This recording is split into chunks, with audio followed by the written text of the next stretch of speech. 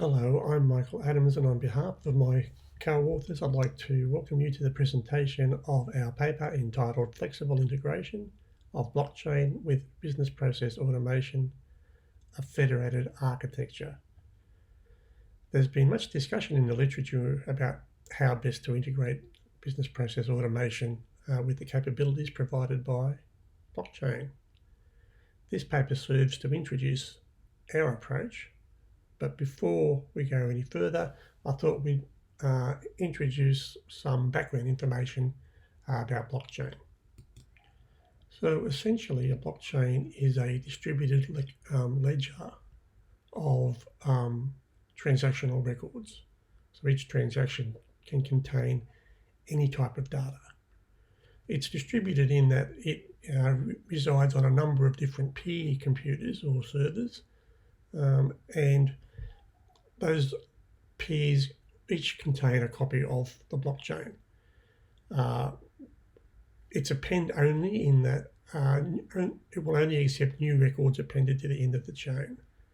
So there's a cryptography hash is stored with each transaction so that any modification of those transactions is prohibited.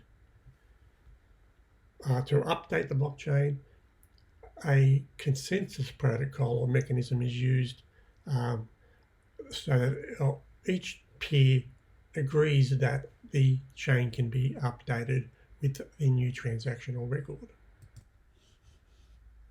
So since those transactions, once they've been recorded and accepted by the peers, become immutable, then this facilitates the appending of transactions across multiple peers, so multiple organisations can get involved with each other, passing information, data and payments, etc., without the traditional need for a trusted intermediary, such as a bank or some other trusted institution.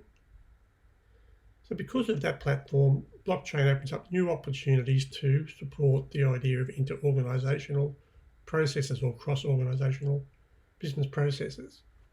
Typically, we see such processes in many domains such as supply chain management and manufacturing. So whereas traditionally organisations would need to interact with a trusted intermediary to be able to communicate or pass payments to each other, once we put those organisations on a blockchain, we no longer need to pass information through the intermediary. Now organisations can use the blockchain transactional records to communicate and to pass payments and other data amongst themselves. So the key advantages of this approach, besides the immutability of transactions, includes visibility, so that all authorised participants can view all the transactions on the blockchain. Validation, so once transactions are endorsed by peers through that consensus mechanism and written to the chain, that essentially validates the data to the acceptability of all the parties, and resilience, so that there's no longer a single point of failure in the replicated ledger.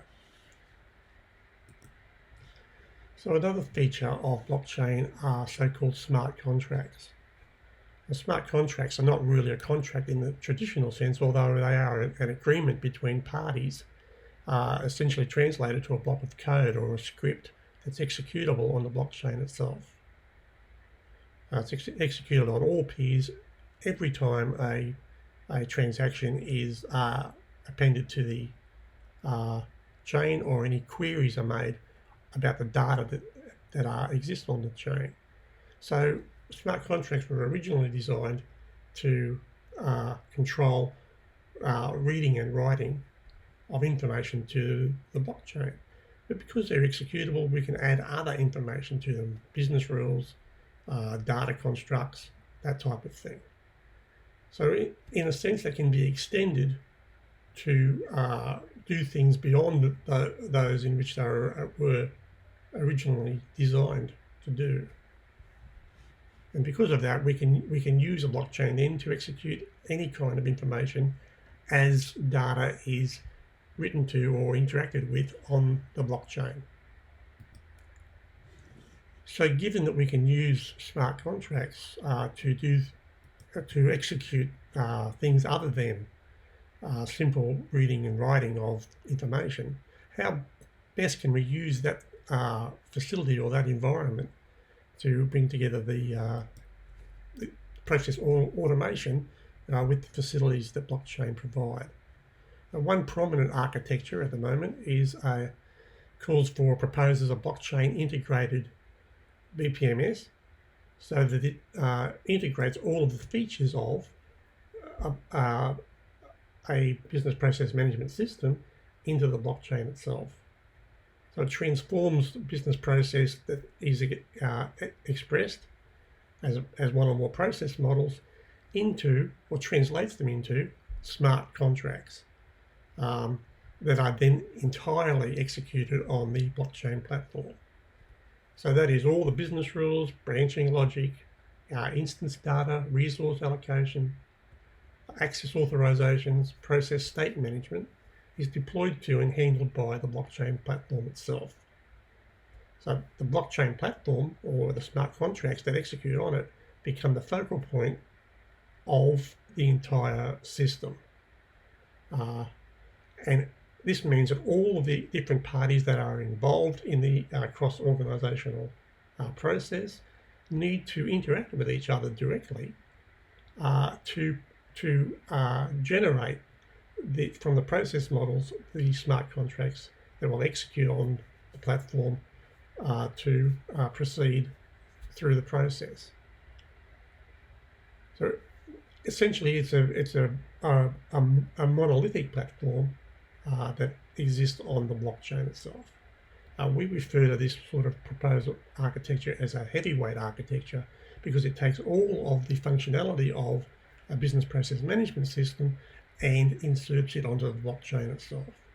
Essentially, we say it's throwing the baby out with the bathwater. Now, that may be appealing for a lot of different scenarios and applications, but it's not a universal solution. It's a rigid architecture where more flexibility is needed through via a number of different parties. Then it may not be the best solution. Well, what we propose is an alternative architecture that is more decentralized, cooperative, and flexible. So our approach uses the existing functionality of the business process management system, and then incorporates the capabilities of the blockchain platform in a type of federated way, or a cooperative architecture. Doing this allows each of those platforms to perform their fit-for-purpose capabilities in a federated whole, rather than overloading components of one with functionalities that are better performed by others. So in other words, we're keeping the baby in the bathwater, existing in a happy environment together, and using the best capabilities of each. So consider the example where we have a pharmacy interacting or placing an order for medical supplies with a distributor, who in turn requests the production of the pharmaceuticals from a manufacturer. Once they're manufactured, they're delivered back to the distributor, who sends them on to the pharmacy. So a fairly simple example, fairly trivial, but it shows that when this process is executed, there's potential for conflict across different parties. So for example, if the distributor fails to deliver an ordered pharmaceutical on time, the distributor may blame the manufacturer for being late with the production, or the distributor may dispute the date and time when it received the original order. So there's various points in the process where disputes can occur. Therefore, by using a blockchain to record process transactions as they occur along the process chain, these organisations can benefit from the capabilities of the blockchain. Moreover, each organisation can exercise full control over their own private business process, and they only share the information that's required to involve them in the cross-organisational interactions. So the benefits of using a federated architecture here are the parties don't need to agree on a common inter-organisational process. Rather, they only need to agree on those parts of the process where they interact with another party. So all the parties don't need to get together to agree. And there's more scalability in such an arrangement as this, since the pharmacy will deal with multiple distributors, and the distributor may in turn deal with multiple manufacturers. So with a federated architecture, you get a clear separation of concerns, so that the capabilities between there's a separation of concerns between the logic operations, the business logic operations, the resource allocations, and so on, and the transactional records must be distributed between different parties. And that also minimises the performance hit on the blockchain operations, and ensures that each platform that performs its fit for purpose capabilities. Platform heterogeneity means that the architecture should allow the use of one or more compatible blockchain platforms within and across a composite set of interacting process instances. We can compartmentalise the interactions between any two participating parties so that they're not transparent to all of the parties involved in the end-to-end process. Similarly, a single party may want to interact with its own blockchain only without sharing that information with other parties during certain parts of the process, and that is also allowed in our federated approach. So very briefly, an external architecture of a federated approach shows that each organisation has its own running version of a business process management system that interacts with a service or an intermediate layer, if you like, that then interacts with the blockchain. The blockchain interacts with each peer to store and record and retrieve data. A conceptual internal architecture of such a service is shown in this slide, and you can see that the service contains some sub-components. So, for example, the authority certificate stores the private and public keys authorising the service to access the blockchain channel and to read from and submit to the ledger on behalf of its owner organisation. The smart contract invoker invokes the smart contracts on the blockchain to either query the instance data that's been written to the chain previously or request the creation of a new transaction to store data. Each time the blockchain is interacted with, there's an event listener that listens and responds to all events that occur on the blockchain each time a new transaction is created or queried. Service receiving that an event can either release a task that's been waiting for that event to occur, or can even launch a new process instance on an organisation's BPMS using that event as a trigger. The task cache stores any tasks that are currently waiting for an event to occur on the blockchain. So we developed a prototype based on that architecture in the YAWL environment. And this slide shows the three processes, one in each of the organisations, and their interactions. And if I just change this pointer on the slide, we can quickly work through how the interaction operates on a particular process instance. So each process is operating on its own organisation's BPMS, and then through the service with each BPMS communicating with the blockchain platform, we can achieve cross-organisational interaction. So a typical interaction will start when a pharmacy creates an order for some pharmaceuticals to be delivered from a distributor. Here, the order is sent through the blockchain service onto the blockchain platform, and then the distributor's service receiving that event will trigger the creation of a new case. So the data that's sent from the pharmacy is a purchase order. That order is written to the chain, and the event that's triggered when that order is written to the chain triggers a new distributor process on the distributor's BPMS.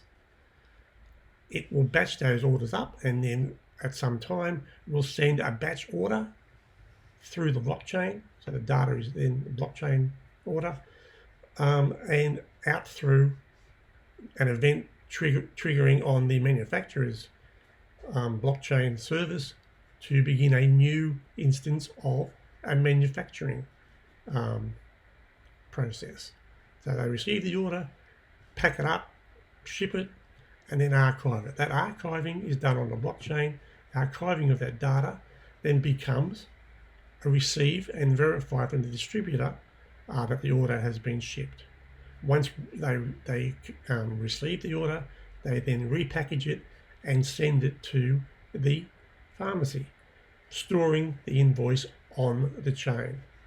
Through the chain, the pharmacy then receives that invoice, and that then releases that task so that it can verify the shipment and do what it has to do to pay the distributor for the products. That payment is sent through the blockchain. The event is triggered, which releases the received payment task on the distributor's process, and the process has ended at that point.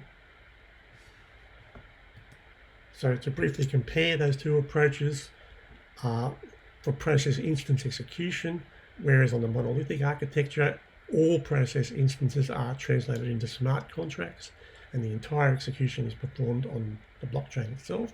With a federated architecture, we share the capabilities of each. Process visibility means the entire end-to-end process must be visible to all parties at all times in the monolithic architecture, but with the federated architecture, only those parts of the process that need to be shared between different organisations can be shared. Untrusted party tolerance. On the monolithic architecture, all parties involved need to trust each other, whereas on the federated architecture, only those organisations that interact with each other need to trust each other's transactions on the chain. Blockchain platform can be mixed in a federated architecture, so there's better heterogeneity there. Control flow is managed entirely on the blockchain in a monolithic architecture, but on a BPMS in the federated architecture. Same as data management. All data management in the monolithic is on the chain. In federated, it stores only that relevant data.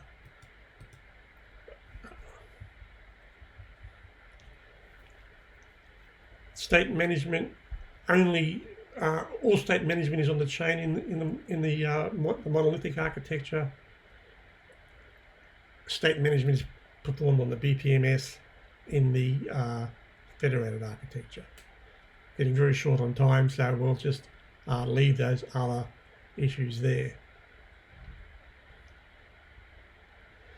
The prototype we developed has been used in a application for a book publishing distribution of copyright and rights, so that when books are sold, the appropriate people receive those payments. So it has been successfully used in a real-world application. So in summary, as you can see here in these pictures of, or these GIFs of actual chain making machines, A blockchain architecture is a very specialized tool that's been designed to do a specialized job. And so rather than using a specialized tool and then changing or adding to it or augmenting it in a way to do work that it doesn't necessarily is best designed to do, it's better to use a specialized tool in such a way that it does exactly what it's designed to do, and use the other tool, the BPMS, to do exactly the work that it is meant to do.